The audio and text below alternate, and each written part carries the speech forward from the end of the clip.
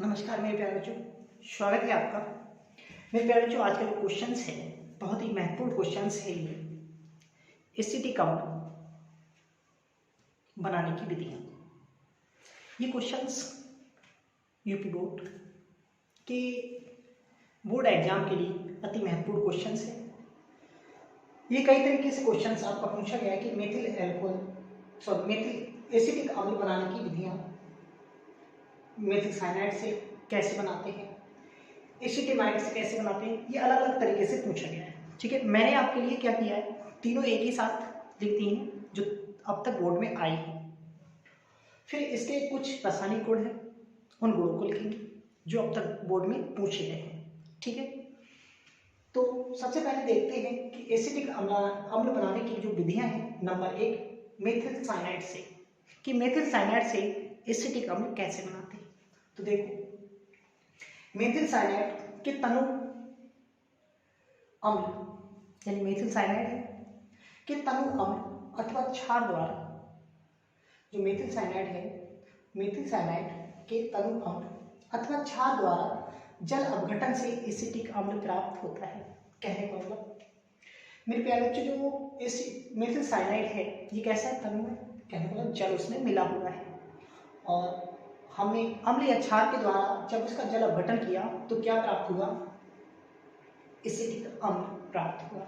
ठीक है, आप क्या काम करेंगे, इनके नाम जरूर लिख लेंगे। इसका नाम है मेथिल साइनाइड, मेथिल साइनाइड।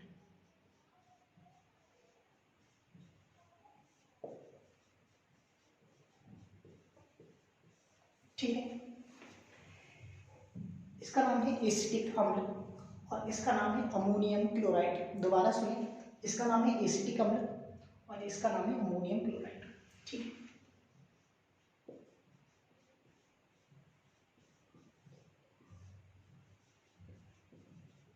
ठीक है, जमाना होने के कारण मैं आपको इसे बता देता हूँ। इसका नाम है अमोनियम क्लोराइड। तो मेरे प्यारे बच्चों, अगर पेपर में आपसे पूछा जा सकता है कि मेथिल साइनाइड से एसिटिक अम्ल कैसे प्राप्त करोगे, तो आप कहेंगे मेथिल साइनाइड के तनु अम्ल अथवा क्षार द्वारा जल अपघटन से एसिटिक अम्ल प्राप्त होता है, और ये रिएक्शन लिख के दिखा देंगे। ठीक है, समझ में आ गया।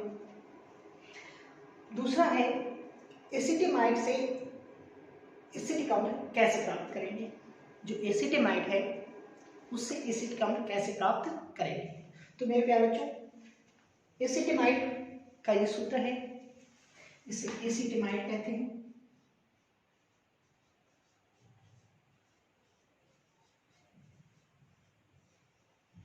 ठीक है, एसिटेमाइड की क्रिया जब नाइट्रिक अम्ल, इस क्या है, सॉरी नाइट्रस अम्ल, ठीक है, नाइट्रस अम्ल, इसका नाम है नाइट्रस।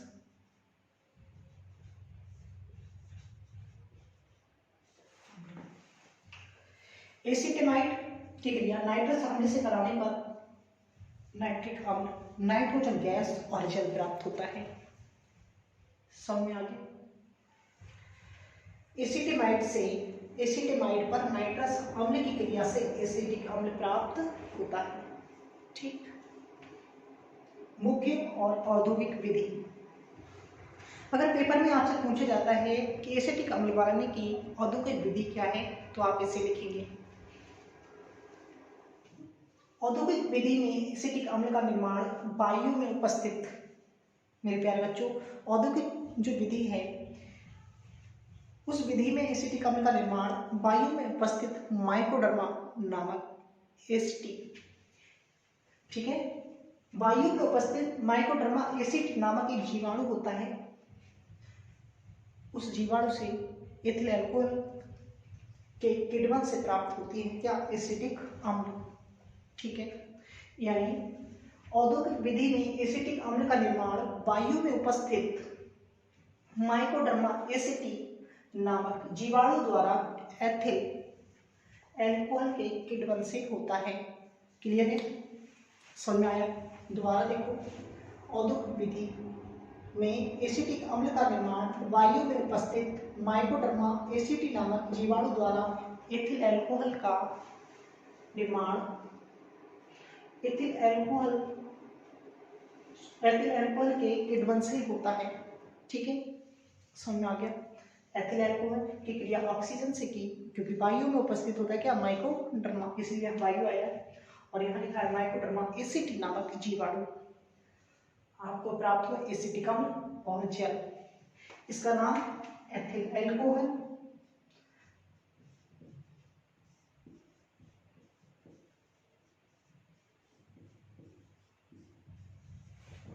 और ये है एसिटिक अम्ल।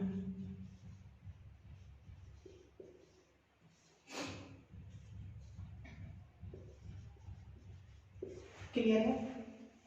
मुझे उम्मीद है आपको तीनों विधियां समझ में आ गई हैं। अब इन तीनों विधियों को आप नोट करें, फिर इसके बाद हम करेंगे इसके कुछ रासायनिक गुण जो बहुत ही महत्वपूर्ण हैं।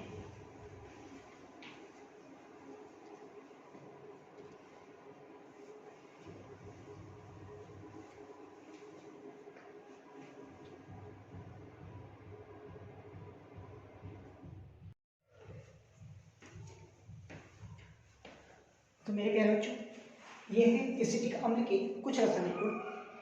तो हम एसिटिक अम्ल की एक एक करके क्रिया करेंगे और उनकी थ्योरी आप लिखेंगे, ठीक। जैसे सबसे पहले जो पहला गुण है वो है सोडियम के साथ क्रिया, ठीक है। क्या है? सोडियम के साथ क्रिया। सुनिए आप, यहाँ पे आप लिखेंगे इस लाइन में सोडियम के साथ क्रिया। जब एसिटिक अम्ल, क्या लिखेंगे यहाँ पे, जब एसिटिक अम्ल की क्रिया, जब एसिटिक अम्ल की क्रिया सोडियम से करते हैं, सोडियम से कराते हैं, तो एक सोडियम एसीटेट प्राप्त होता है। क्या बोला मैंने? जब सोडियम की क्रिया, जब एसिटिक अम्ल की क्रिया सोडियम से कराते हैं तो सोडियम एसीटेट प्राप्त होता है। उसके बाद इस रिएक्शन को लिखेंगे, ठीक है। बात समझ में आ गई? पहले क्या लिखेंगे? हिंदी। क्या लिखना है?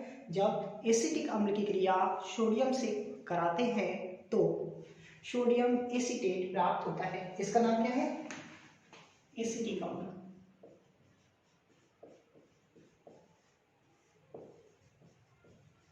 ठीक है। इसका नाम क्या है? Sodium acetate.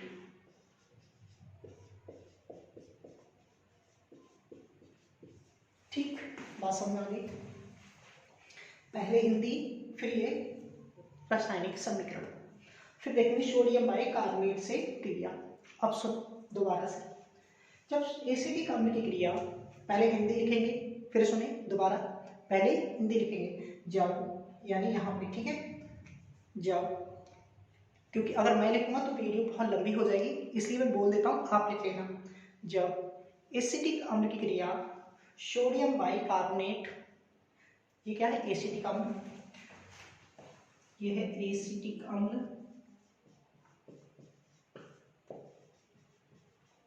ये है सोडियम बाइकार्बोनेट, सोडियम बाइकार्बोनेट,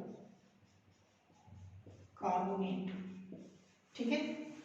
सुनो बात से, जब एसिटिक अम्ल की क्रिया सोडियम बाइकार्बोनेट से कराते हैं तो सोडियम एसीटेट, कार्बन डाइऑक्साइड और हाइड्रोजन गैस प्राप्त होती है। दोबारा सुनो, जब एसिटिक अम्ल की क्रिया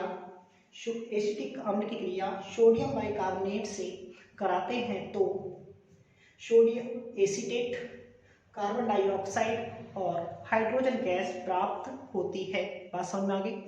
ठीक। नंबर 3, सांद्र सल्फ्यूरिक अम्ल से क्रिया, सांद्र सल्फ्यूरिक अम्ल से क्रिया। अब सुनो, अब यहाँ पे क्या हिंदी लिखेंगे? जब एसिटिक अम्ल की क्रिया सांद्र सल्फ्यूरिक अम्ल की उपस्थिति में एथिल अल्कोहल से कराते हैं तो एथिल एसीटेट प्राप्त होता है। क्या बोलेंगे इसे? एथिल एसीटेट, एथिल एसीटेट और जल प्राप्त होता है। दोबारा सुनो,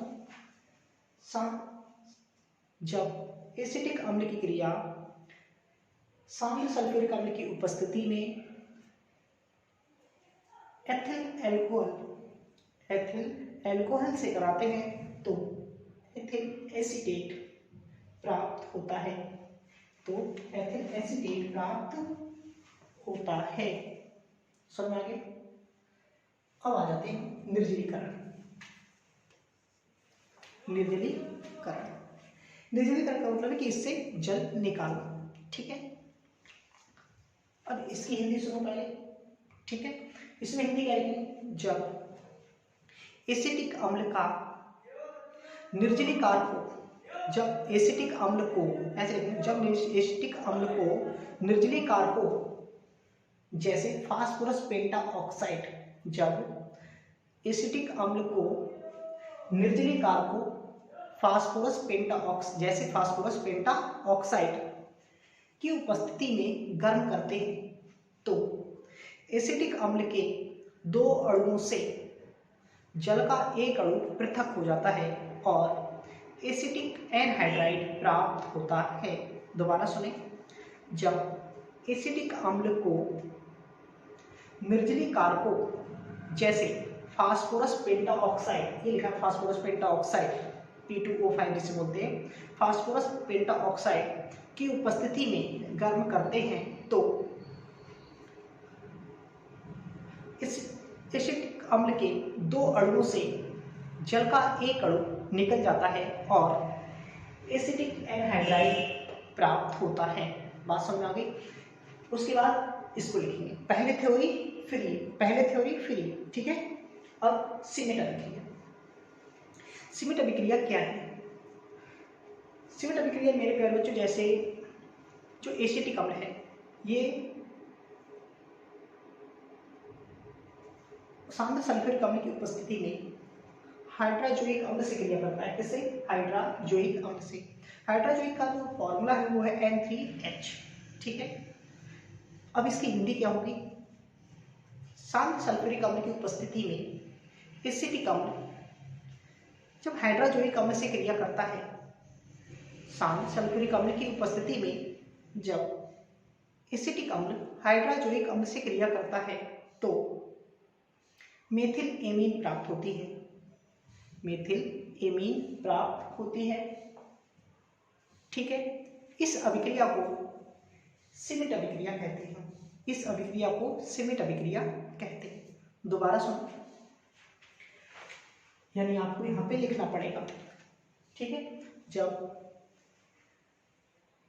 शांत सल्फ्यूरिक अम्ल की उपस्थिति में एसिटिक अम्ल हाइड्राजोइक अम्ल से क्रिया करता है तो मेथिल एमीन प्राप्त होती है। इस अभिक्रिया को सीमेंट अभिक्रिया कहते हैं।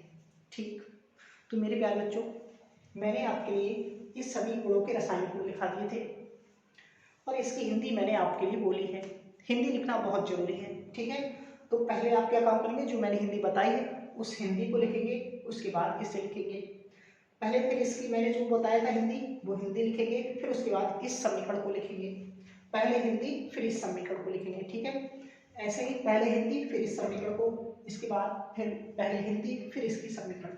ठीक है, ये मेथिल एमीन है, मैं यहाँ लिख देता हूँ मेथिल